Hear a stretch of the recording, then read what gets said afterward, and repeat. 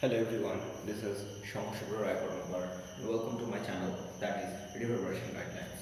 So, system rotation নিয়ে আমরা কথা বলছিলাম and in the previous video আমরা কথা বলেছি mainly torque নিয়ে. So আজকে আমরা যে certain part নিয়ে কথা বলবো সেটা torque এবং কৌণিক ত্বরণ, that is the relationship between torque and angular acceleration. So আমরা কথা বলছি relationship between torque and angular acceleration.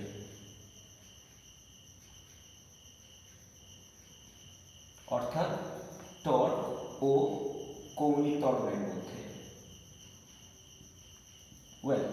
যখন আমরা পড়াশোনা করেছিলাম আমরা মোটামুটিভাবে এটুকু জানতাম যে কৌণিক ত্বরণকে আমরা অ্যালফা দিয়ে ডিনোট করি, and that is the exactly logic আমরা একটা ইকুয়েশন এস্টাবলিশ করতে চাইছি যেখানে আমরা টর্ক that is tau এবং কৌণিক ত্বরণ that is angular acceleration অর্থাৎ অ্যালফার মধ্যে একটা রিলেশনশিপ এস্টাবলিশ করব।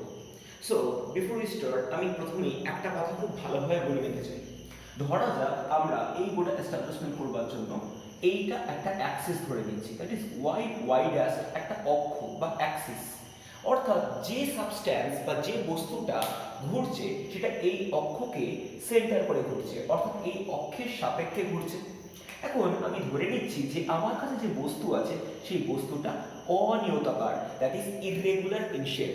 সো এই ইররেগুলার অবজেক্টটা নিশ্চয়ই দেখতে খুব ইররেগুলার হবে, and that is the exactly logic আমরা যেভাবে এঁকেছি। তো আমি ধরে নিচ্ছি এই বস্তুটার মধ্যে বিভিন্ন ভরের কণা আছে, দ্যাট ইজ m1, এখানে একটা ধরছি m2, এখানে একটা ধরছি m3, এরকম করে বিভিন্ন অবজেক্ট বিভিন্ন জায়গায় আছে এবং আমি ধরে নিচ্ছি এখানে হচ্ছে লাস্ট কটা, that is mn। So the first thing আমরা বলতে পারি যে বস্তুর ভর that is capital M, that is nothing but m1 plus m2 plus m3 dot dot dot dot dot mn, অর্থাৎ প্রত্যেকটা কণার ইন্ডিভিজুয়াল অর্থাৎ একান্তভাবে ভরগুলোকে সমষ্টি করলে যে সমগ্র ভর তৈরি হবে সেটাই অ্যাকচুয়ালি এই কণাটার মোট ভরের সাথে সমান হবে। কিন্তু প্রথম কথা আমাকে বুঝতে হবে যে এই গোটা কণাটা যেটার মোট ভর কিনা m, সেই গোটা কণাটা কিন্তু একটা নির্দিষ্ট বিন্দুতে অবস্থিত নয়, সেই গোটা বস্তুটা একটা বিস্তৃত অঞ্চল জুড়ে ছড়িয়ে আছে, কারণ তার শেপটা irregular in nature, and that is the logic. এই ঘূর্ণায়মান অক্ষ থেকে প্রত্যেকটা কণার দূরত্ব ডিফারেন্ট, অর্থাৎ আমি যে কথাটা বলতে চাইছি সেই কথার মানে হচ্ছে যদি আমরা এটাকে রোটেশনাল অ্যাক্সিস ধরি এবং ধরে নিই এই রোটেশনাল অ্যাক্সিস এই ডিরেকশন রোটেট করছে, তাহলে এই m1 কণার যে ভরটা আছে সেটা r1 দূরত্বে আছে, একইভাবে m2 ভরের কণাটা r2 দূরত্বে আছে, and so on। এইভাবে আমি ধরতে পারি যে m এর কণার ভরটা rn দূরত্বে অবস্থান করছে, অর্থাৎ each and every particle are placed at a certain distance from that rotational axis and they are differently distinguishable, অর্থাৎ তাদেরকে আলাদা করে আমরা চিহ্নিত করতে পারি, and that is the logic আমাদের এই গোটা এস্টাবলিশমেন্টটা করতে যাচ্ছি। অর্থাৎ যখন কণাটা ঘুরতে আরম্ভ করবে তখন এই বস্তুর সাপেক্ষে প্রত্যেকটা কণা যখনই ঘুরবে তখন তারা বিভিন্ন বিভিন্ন ব্যাসার্ধ নিয়ে ঘুরবে। রাইট নাও এই কথার দুটো ডিফারেন্ট মিনিং দাঁড়ায়। আমরা বলেছি যে বস্তুর সংগঠনের জন্য কণাগুলির ঘূর্ণায়মান অক্ষ থেকে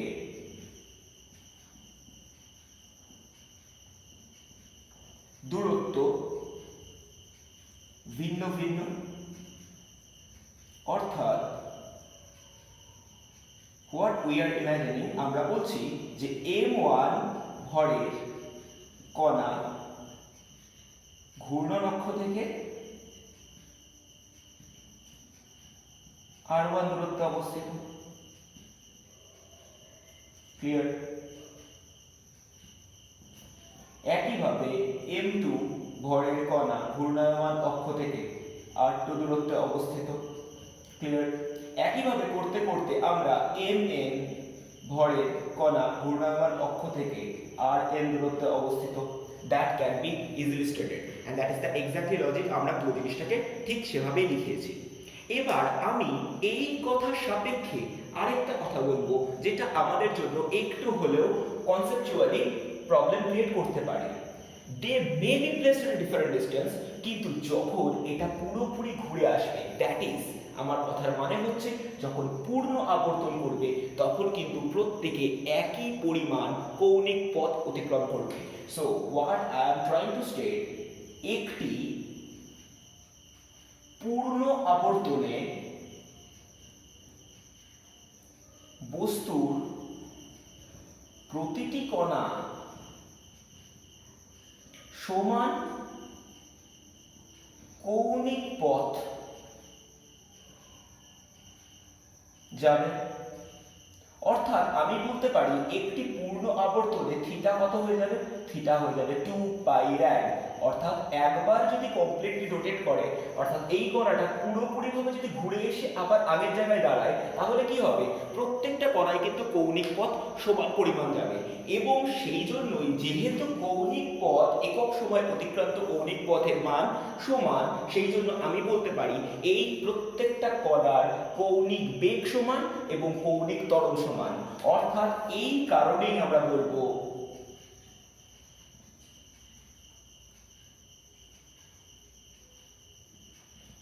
ঘূর্ণায়মান বস্তুর প্রতিটি কণার কৌণিক বেগ ও কৌণিক ত্বরণ সমান। ক্লিয়ার? এই পুরো কনসেপ্টটা আমাদেরকে খুব ভালোভাবে বুঝতে হবে। অর্থাৎ আমি যে কথাটা বলছি সেই কথার মানে হচ্ছে এই ঘূর্ণায়মান অক্ষ বরাবর প্রত্যেকটা বস্তু যে কোনো দূরত্বে থাকতে পারে, এই প্রত্যেকটা বস্তুর কিন্তু কৌণিক ত্বরণটা সমান। অর্থাৎ আমি ধরে নিচ্ছি, ধরি প্রতিটি কণার কৌণিক ত্বরণ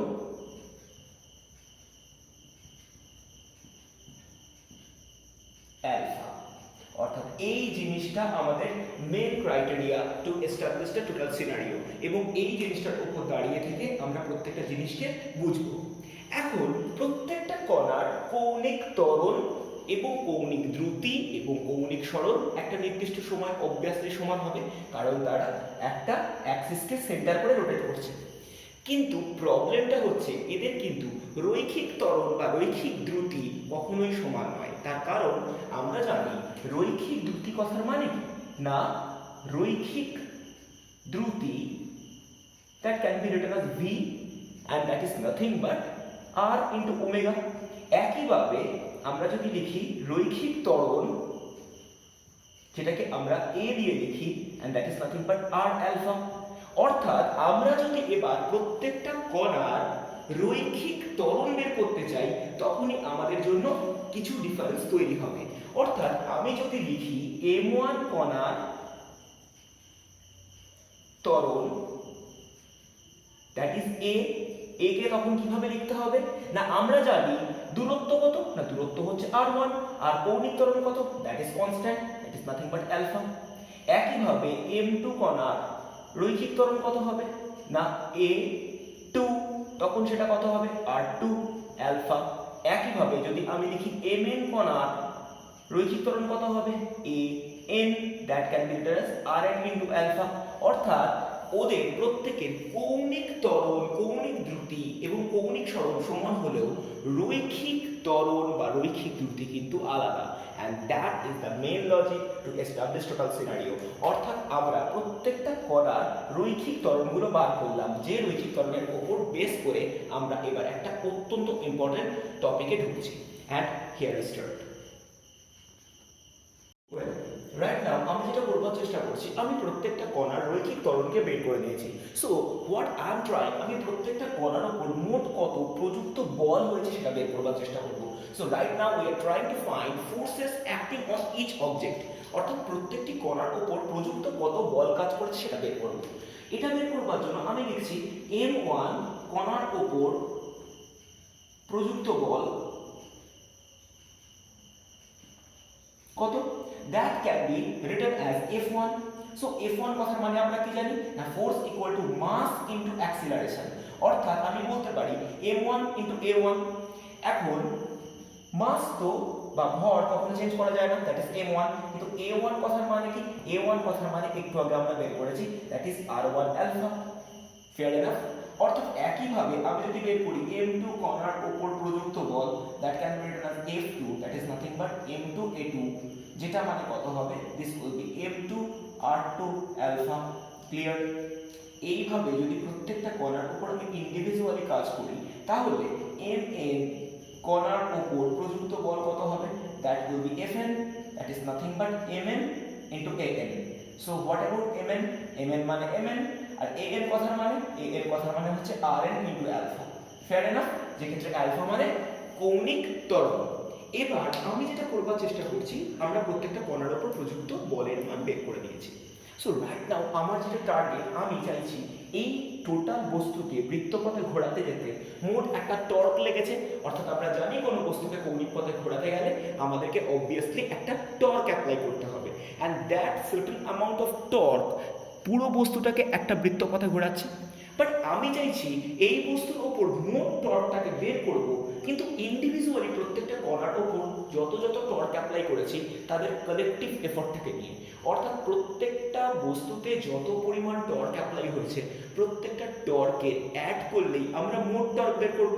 অর্থাৎ আমরা বলতে পারি বস্তুর ওপর মোট টর্ক,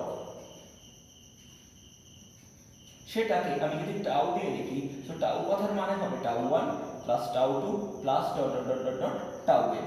ফেয়ার এনাফ? অর্থাৎ প্রত্যেকটা টর্কের কালেকটিভ সামেটিভ এফর্টই হচ্ছে আমার ক্ষেত্রে মোট টর্কের মান। এবার আমরা জানি টর্ক কথার মানে কি। টর্ক কথার মানে কি, প্রত্যেকটা কণার উপর প্রযুক্ত যেটা টর্ক থাকবে that will B r1 into f1, অর্থাৎ টাউ 1 কথার মানে r1 ইনটু f1, একইভাবে টাউ 2 কথার মানে r2 into f2। Fair enough? Plus dot dot dot dot করে টাউ n কথার মানে কত হবে, that will B nothing but rn into fn। Fair enough? এইবার যদি আমরা এই ইকুয়েশনে f1 f2 dot dot dot dot করে fn এর ভ্যালু বসাতে আরম্ভ করি তাহলে আমরা একটা অদ্ভুত জিনিস পাবো, অর্থাৎ মোট torque that is tau can be written as this will be r1 into m1 r1 alpha. Fair enough? Plus this will be r2 m2 r2 alpha plus dot dot dot dot this will be rn mn rn alpha. Fair enough? তাহলে ultimately tau equal to কত হবে, দেখ আমি এই গোটা ইকুয়েশনটাকে আগে compress করে দিচ্ছি। So this will look like m1 r1 squared alpha plus m2 r2 squared alpha dot dot dot dot plus mn rn squared into alpha. So গোটা ইকুয়েশন থেকে যদি আমরা আলফাটাকে কমন নিয়ে নিই, so we will get m1 r1 squared plus m2 r2 squared dot dot dot dot dot plus mn rn squared. Clear? And this will be nothing but tau, অর্থাৎ মোট টর্কের value আমরা বের করতে পারছি এই টোটাল ইকুয়েশন ধরে। And that is very very important to realize the whole concept, যে কিভাবে কোনো একটা বস্তু যেটা কিনা সার্কুলার পাথে রোটেট করছে সো তার উপর মোট টর্ক কাজ করে। And this is very very important আমাদের এই গোটা কনসেপ্টটাকে রিয়েলাইজ করবার জন্য এবং এস্টাবলিশ করবার জন্য। But right now I have not still finished, আমাকে আরও কিছু পাঠ করতে হবে যেটা নাকি আমরা এই ইস্যু থেকে আসবো। So here we go. Right now আমি যে জিনিসটা লিখছি that will be bit complicated, একটু হয়তো কঠিন হবে পুরো জিনিসটা বুঝতে, but still we need to know. So tau কথার মানে আমি কি বলেছি আলফা, আর উইদিন ব্র্যাকেট কি ছিল, এটা রান আপ করছে m1 into r1 squared plus m2 into r2 squared dot dot dot dot dot dot করে plus mn into rn squared. So যদি একটু ক্ল্যারিফাইডলি আমরা বোঝার চেষ্টা করি, সো বেসিক্যালি এক্ষেত্রে যে রান আপটা করছে এই রান আপটা বেসিক্যালি কি না, এটা একটা সামেশন বা যোগফল কার না, this is nothing but the summation of product of mass into distance square from that rotational axis. অর্থাৎ প্রত্যেকটা কণার যে ভর আছে এই ভরের গুণফল করা হচ্ছে দূরত্বের বর্গের সাথে। এবং তাদের প্রত্যেকটা কণার ইন্ডিভিজুয়ালি রেটে যেটা হচ্ছে সেটাই একটা রান আপ করছে। সো আমি এই জিনিসটাকে পুরো লিখছি, এটা একটা রান আপ করছে ইস্যু যেটা কিনা MI/RI² যেটা রান আপ করছে I = 1 থেকে n অবধি। Fair enough. অ্যান্ড যে জিনিসটা আমি মেনলি লিখতে চাইছি এখান থেকে, that is tau equal two alpha into এই গোটা টার্মটাকে রিপ্লেস করা যায় আই দিয়ে। সো এই আই কথার মানে মেন ইস্যু, আমরা এই জিনিসটাকে নতুন ভাবে জানতে চাইছি, and that term is known as জড়তা ভ্রামক বা moment of inertia. So I কথার মানে মোমেন্ট অফ ইনারশিয়া, যে কথার মানে জড়তা ভ্রামক। অ্যাকচুয়ালি আমরা এই জড়তা ভ্রামককে একটা খুব সুন্দর ওয়ার্ড দিয়ে চিনতে পারি, যেটা কিনা আমরা বুঝতে খুব ভালো হবে, যার নাম কৌণিক ভর। সো বেসিক্যালি আমি যে ইকুয়েশনটা পেলাম, that is tau equal to I into alpha, whereas I can be written as summation of I running from 1 to n MI/RI². So this is nothing but moment of inertia, যার কোনো proper definition তো আমি বলতে পারবো না, but logically যদি বুঝতে হয়, so this is nothing but collective summation product of mass and distance square. So এই পুরো জিনিসটাকে আমাদের বুঝতে হবে, এবং এর থেকে আমি আরো কিছু ইস্যুস বের করব, বাট সবার ফার্স্টে আমি এই জিনিসটার কনসেপ্টটাকে নিয়ে আলোচনা করব। And here we go. Before we start আমি কিছু কথা একটু বলে নিই। আমরা প্রথমেই বলছি রৈখিক গতি। সো রৈখিক গতির ক্ষেত্রে আমরা একটা জিনিস দেখেছিলাম, যে ক্ষেত্রে ফোর্স বা বল ইকুয়াল টু ছিল m into a, that is ভর ইনটু রৈখিক ত্বরণ। নিশ্চয়ই আমাদের মনে আছে, and that is the exactly logic আমরা আজকে কৌণিক গতি দেখছি। সো কৌণিক গতির ক্ষেত্রে কি হচ্ছে, কৌণিক গতির ক্ষেত্রে tau equal to I into alpha তৈরি হচ্ছে। সো যদি আমরা এই দুটো ইকুয়েশনকে তুলনা করি, তাহলে আমরা এর মানে জানতাম বল, আর এক্ষেত্রে টাউ কথার মানে কি, টর্ক। আমি বলেছিলাম যে কৌণিক গতির ক্ষেত্রে টাউ বা টর্ক বেসিক্যালি একটা বলের মতোই কাজ করে, যা মেনলি কোনো সিস্টেমকে একটা সার্কুলার পাথে রোটেট করতে হেল্প করে। এবং এই টাউ কথার অ্যাকচুয়াল লজিক কত, r ক্রস f, যেটা কিনা আমরা অলরেডি জানি ভেক্টর কোয়ান্টিটি হিসেবে। একইভাবে m কথার মানে কি ছিল, m কথার মানে ছিল ভর, যা কিনা রৈখিক গতির ক্ষেত্রে ব্যবহৃত হয়েছিল। সো কৌণিক গতির ক্ষেত্রে এই ক্ষেত্রে ভরের সাবস্টিটিউট একটা জিনিস আসছে, যার নাম হচ্ছে জড়তা ভ্রামক বা মোমেন্ট অফ ইনারশিয়া, বা যাকে আমরা বলতে পারি কৌণিক ভর, and that is nothing but summation of MI/RI²। Fair enough. In the same case আমরা কি হিসেবে কাজ করছি, আরেকটা ছিল a, যার নাম ছিল রৈখিক ত্বরণ, যাকে আমরা শুধু ত্বরণও বলে থাকি। ইন দ্য আদার হ্যান্ড এই ক্ষেত্রে এটা আছে অ্যালফা, অ্যালফা কথার মানে হচ্ছে কৌণিক ত্বরণ। Fair enough. সো এই দুটো জিনিসকে যদি আমরা কম্পেয়ার করি, তাহলে আমরা কিছুটা সিমিলারিটি পাবো, এবং যে সিমিলারিটির উপর বেস করে আমরা মেইনলি এই total torque system and angular acceleration বা কৌণিক ত্বরণের মধ্যে একটা সম্পর্ক এস্টাবলিশ করতে পারবো। সো থিং বিগিন আমরা যতটুকু জেনেছি, tau equal to I into alpha. এখন যদি আমাকে এই মোমেন্ট অফ ইনারশিয়া বা জড়তা ভ্রামকের সংজ্ঞা লিখতে হয়, তাহলে আমি লিখব I equal to tau by alpha. অর্থাৎ জড়তা ভ্রামক বা মোমেন্ট অফ ইনারশিয়া, এইটা কথার মানে হচ্ছে টর্ক বাই কৌণিক ত্বরণ। অর্থাৎ এই সার্টেন ডেফিনেশন দিয়ে আমরা বেসিক্যালি এই টোটাল পার্টটাকে এক্সপ্রেস করতে পারি, and that is the exactly logic আমরা পরীক্ষার সময় এই জিনিসটাকেই লিখব। আর আমাদের যখনই কোনো জিনিসকে কনসেপচুয়ালি ডেভেলপ করতে হবে, তখন আমাদের এই পুরো জিনিসটাকে এস্টাবলিশ করতে হবে। ক্লিয়ার? অর্থাৎ যদি আমরা নর্মাল কোনো কেসে এই পুরো জিনিসটাকে বোঝার চেষ্টা করি, তাহলে নর্মালি আমরা মনে রাখবো tau equal to I into alpha, that is exactly similar part with f equal to m into a, যেটা কিনা এর মতোই দেখতে, কিন্তু ইন এ ডিফারেন্ট ফর্ম কাজ করে for rotational object. Clear? Well, right now আমি যেটা করবার চেষ্টা করছি সেটা হচ্ছে জড়তা ভ্রামকের মাত্রা বের করা।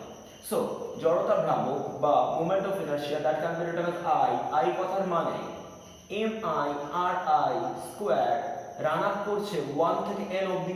অর্থাৎ বেসিক্যালি যদি আমি মাত্রা নিয়ে কথা বলতে চাই, তাহলে মাত্রা নিয়ে কথা বলতে গেলে I ইকুয়াল টু কি হবে না, দ্যাট ইজ নাথিং বাট ভর ইনটু দূরত্ব স্কোয়ার।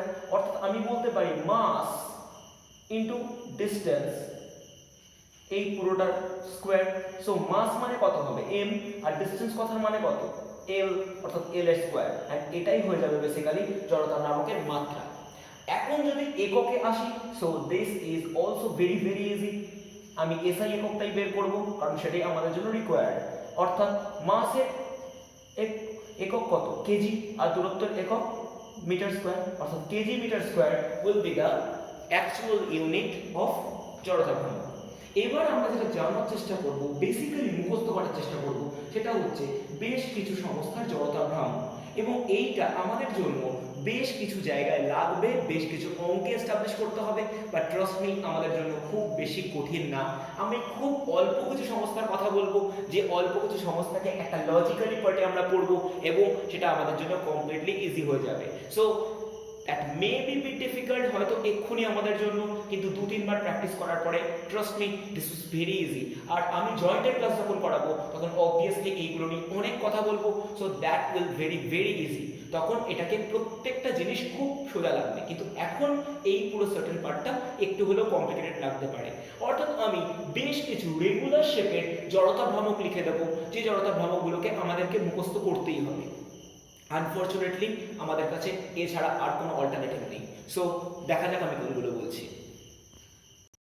ওয়েল, রাইট নাও আমরা যেটা বের করছি সেটা হচ্ছে সুষম বস্তুর জড়তা ভ্রামক। অ্যান্ড ট্রাস্ট মি, আমি প্রচন্ড চাইবো যাতে ইজিলি তোরা বুঝতে পারিস। অ্যান্ড ডু রিমেম্বার, আমার স্ট্রাকচারগুলোকে যদি একটু ভালোভাবে ফলো আপ করিস তাহলে হয়তো খুব একটা কঠিন লাগবে না। সো আমি মোট 4টে ডিফারেন্ট কলাম বানিয়েছি, কারণ এই 4টে ডিফারেন্ট কলামে আমি কিছু কিছু জিনিস আঁকবো। সো যে জিনিসগুলো আঁকবো সেই জিনিসগুলোর প্রত্যেকটা নাম আমি জাস্ট নিচে লিখে দেবো, বাট ট্রাস্ট মি আমাদেরকে খুব ভালোভাবে বুঝতে হবে। সো সবার ফার্স্টে আমি যেটা আঁকছি সেটা অ্যাকচুয়ালি রিং। সো রিং কথার মানে কি, রিং এর না মাঝখানে কিছু থাকে না। সো রিং মানে পুরোপুরি এটা ফাঁপা একটা জিনিস। সো এই জিনিসটা হচ্ছে রিং। অর্থাৎ রিং এর শুধু পরিধি বরাবর একটা ভরের কণা বেষ্টিত থাকে। অর্থাৎ আমরা হাতে যে আংটি পরি সেই আংটির ধার বরাবর শুধুমাত্র ভর থাকে, রাইট? এইরকম একাধিক রিংকে যদি আমরা পরপর বসিয়ে দিই তাহলে দেখতে কিরকম হবে না, এরকম রিংকে যদি আমরা পরপর বসিয়ে দিই তাহলে দেখ এখানে একটা জিনিস তৈরি হবে, যে জিনিসটাকে আমি বলতে পারি ফাঁপা চোঙ। সো এই কথার মানে হচ্ছে ফাঁপা চোঙ। সো আমি কেন লিখছি এগুলো আপাতত বুঝবার ক্ষমতা আমাদের হয়নি, বাট স্টিল আমি যেভাবে বলছি যদি এভাবে মনে রাখতে পারিস, so this will be very very easy. তাহলে আমরা খুব ভালোভাবে এগুলো বুঝতে পারবো। ক্লিয়ার আমার কথা? সো রাইট নাও আমি যে জিনিসটাকে দেখাচ্ছি সেই জিনিসটা কিন্তু ভালোভাবে দেখ। অর্থাৎ আমি এবার এই বরাবর একটা অ্যাক্সিস বা অক্ষকে টেনে দিচ্ছি, যেটা কিনা পাস করছে কোথা থেকে না নিজস্ব অক্ষ সাপেক্ষে। অর্থাৎ এই পুরো জিনিসটা ওর নিজের অক্ষ। অর্থাৎ যদি এটা ঘুরে তাহলে এই অ্যাক্সিসে ঘুরবে। Fair enough? আমি প্রথমে এঁকে নিলাম রিং আর ফাঁপা চোঙ। ইন দ্য নেক্সট হ্যান্ড আমি যেটা আঁকছি সেটা আঁকছি বেসিক্যালি একটা নিরেট গোলক। আমি যেটা আঁকবো সেটা কমপ্লিটলি একটা নিরেট গোলক। সো নিরেট গোলকটাকে আমি আঁকছি একদম এজে। সো দিস ইজ নিরেট গোলক।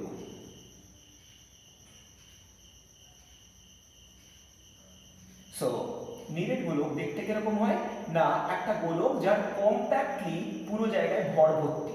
অর্থাৎ এই গোলকের প্রত্যেকটা বিন্দুতে ভর আছে, অর্থাৎ যেরকম পৃথিবী, right? In the next case আমি আঁকছি একটা ফাঁপা গোলক।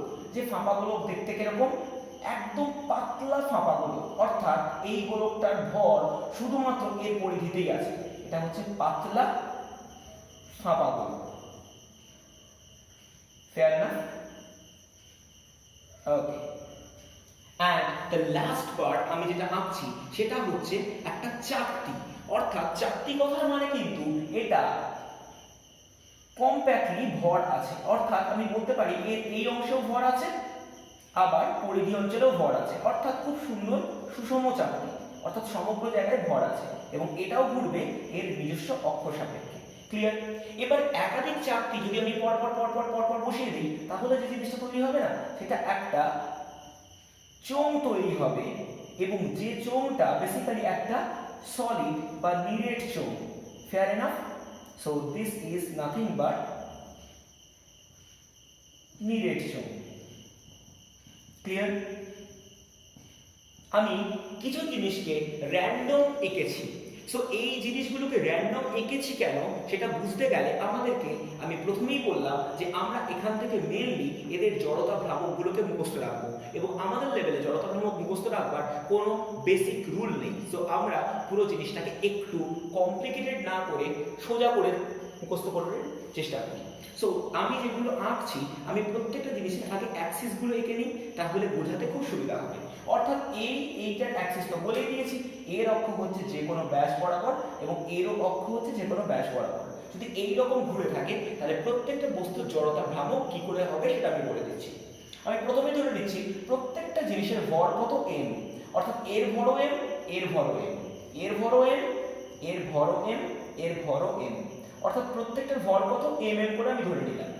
এন্ড এরপরে আমি যেটা করছি, আমরা জানি জড়তা ভ্রামকের ইকুয়েশন কত, m ইনটু r স্কয়ার, অর্থাৎ যতটা ডিসটেন্স থেকে থাকে। এবার আমি যদি ধরে নিই যে এখান থেকে এর ব্যাসার্ধ r, তাহলে এখান থেকে এর ব্যাসার্ধ r, এরও ব্যাসার্ধ কত, এরও ব্যাসার্ধ r, অবভিয়াসলি এদেরও ব্যাসার্ধ r, এদেরও ব্যাসার্ধ r। Fair enough? অর্থাৎ যদি আমাকে জড়তা ভ্রামক বের করতে হয় তাহলে সবার ফার্স্ট আমাকে কি করতে হবে, mr স্কয়ার করে করতে হবে, এবং that is obviously evident for all of the structures. Right now আমি একটা অদ্ভুত ট্রিক অ্যাপ্লাই করছি, যে ট্রিকটার জন্য আমরা এই প্রত্যেকটা জিনিসকে খুব ইজিলি মনে রাখতে পারি।